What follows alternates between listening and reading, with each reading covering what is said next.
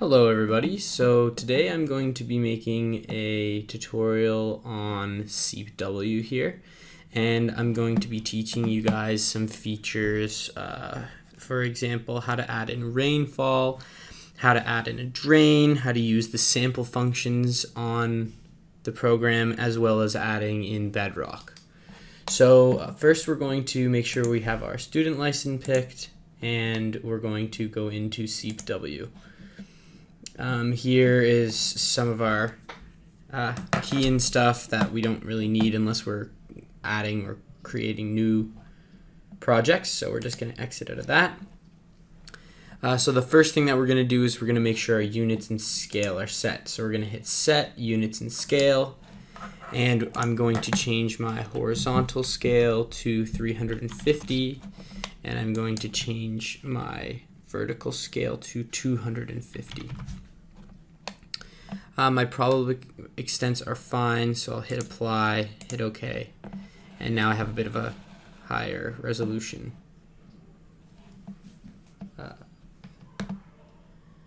Now we'll be going into sketch axes, and I'm going to name elevation as my y-axis, length as my x-axis, and I'm going to see here as my maximum x length is going to be 80 meters, and my maximum y length is going to be 50 meters. Just kidding, 40. Because now it fits. Next, I'm going to draw in my regions. For the purpose of your assignment, you're going to have to follow your diagram. Here I'm just going to make a really simple model of basically some bedrock here at the bottom, which now once you've connected all 4 points, you'll get that. I'm gonna add in another one here, and finally up at the top here. So I've got my 3 regions. So in the top here I'm going to put loamy sand, then I'm going to put some gravel, I'm going to add in a drain, some rainfall, and then I'm going to add in some bedrock. So first thing I'm going to do is I'm going to key in my materials, and I'm going to start here with my loamy sand. And I'm going to leave it as this sort of yellow color. I'm going to pick saturated, unsaturated as my material method. And like we did in the first tutorial, I'm going to be putting in the function here, the volumetric water content function here. I'm going to hit those triple dots, and this window will pop up. I'll add a function for the volumetric water content function, which I'll just call loamy sand. The type is going to be the volumetric water content data point function. I'm going to hit estimate. And like in your first tutorial, I'm going to add in the properties for the loamy sand. So I'll change the estimation method to grain size data. And then following the instructions, I'm going to be adding 0.48 as my saturated water content function. My diameter is going to be 0.2 for 10% passing, 0.3 for 60% passing, and my liquid limit will be set to 25.2. There's a I'll close that and make sure now that you have assigned that new loamy sand volumetric water content function for your material. Similarly, for the hydraulic conductivity, I'm going to be adding what I will call HC for hydraulic conductivity, loamy sand, and pick the hydraulic conductivity data point function. I'll estimate. Again, Newton is the estimation method we'll be using. We're going to hit loamy sand for the volumetric water content function, and our hydraulic conductivity is going to be set to 1 times 10 to the negative 6, which the notation on the program uses for 1 times 10 to the negative 6, like this. And our residual water content is going to be 1.45. So I'll close that, and again I'll make sure that I set my new hydraulic conductivity loamy sand function for the function in the hydraulic properties here. And now you can see my loamy sand has been set, generating a hydraulic conductivity function and a volumetric water content function, and assigning those two new functions to the material. Next, I'm going to show you guys how to make bedrock. So as you can imagine, bedrock is supposed to be impermeable, but in the program, we're actually just going to trick the program into making a material that has such a low hydraulic conductivity that it's basically 0. So I'm going to be calling this bedrock. And it's going to be a saturated only material, because we're going to pretend that there's already water in it and it doesn't lose any water or gain any. And we're going to set the hydraulic conductivity for our bedrock as 5 times 10 to the negative 10 meters per second there, which is good, and you don't need to change anything else here. So I'm going to then add in my gravel material. For the gravel material, I'll make it a light blue here. And this will be saturated, unsaturated. We're going to add in a volumetric water content function for gravel. We're going to add in this, and then using the sample function here, I'm going to add in gravel. So instead, normally we use grain size data, but instead we're going to be using the sample functions estimation method. And the sample material we're going to use is gravel. So it already has kind of a preset gravel in the program. And so we're going to add in our saturated water content, which for gravel, I'm going to say is 0.5. Make sure again that you're going through your assignment questions and adding in these different properties based on your assignment.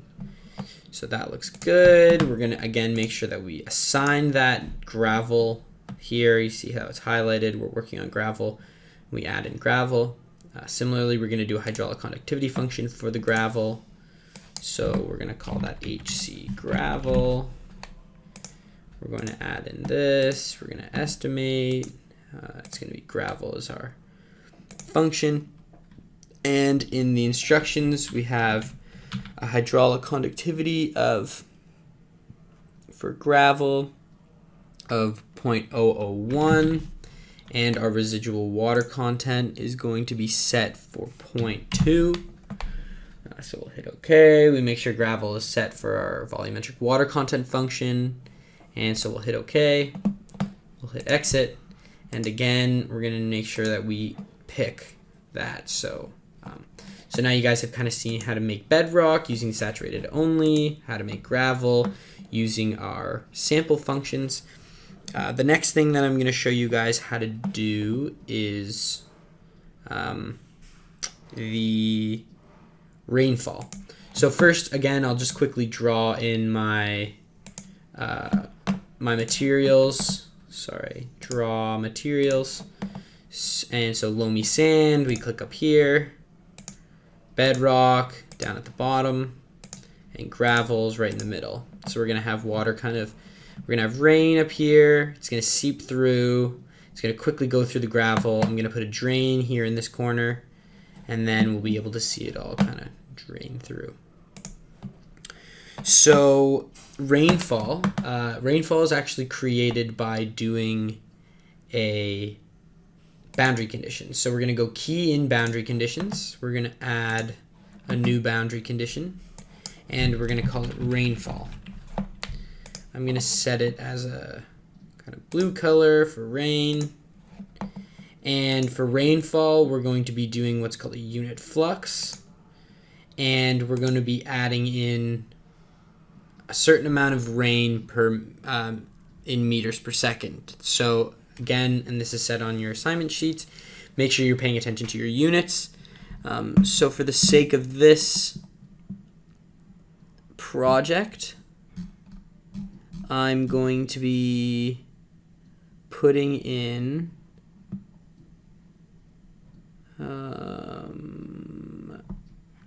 and I'm going to be putting in 3 times 10 to the negative 0, 10 to the negative 6. 3 times 10 to the negative 6 meters per second of rain.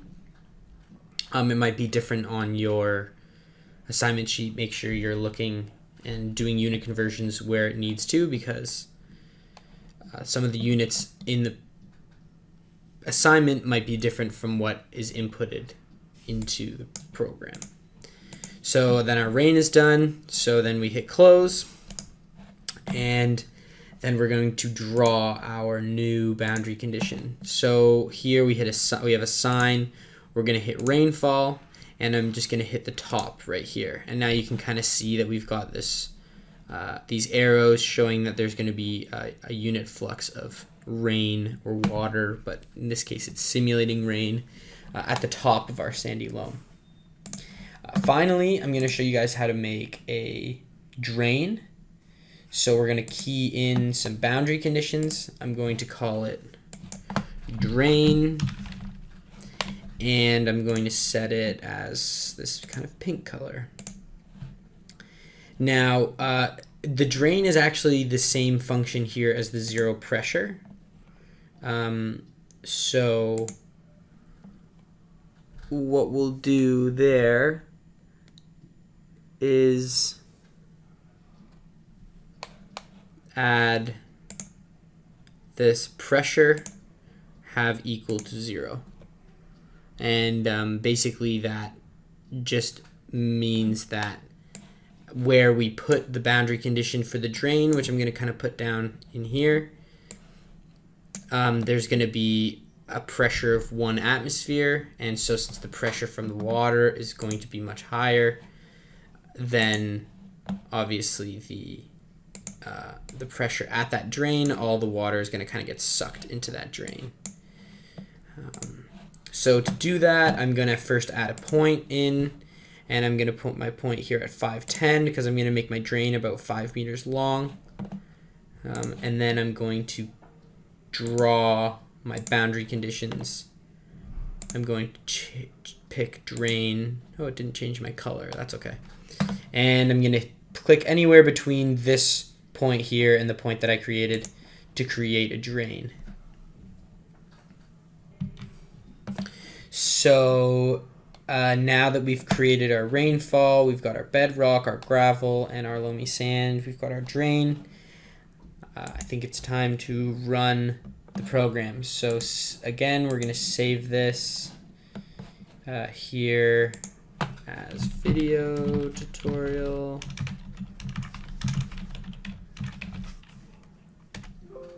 And this is a common error that will pop up. So here it says the student edition doesn't support more than 500 elements. So I want to save my changes first, and then I'm going to go into draw mesh properties. Here you can see that my elements are now set to 1113 at an approximate global element size of 1.5.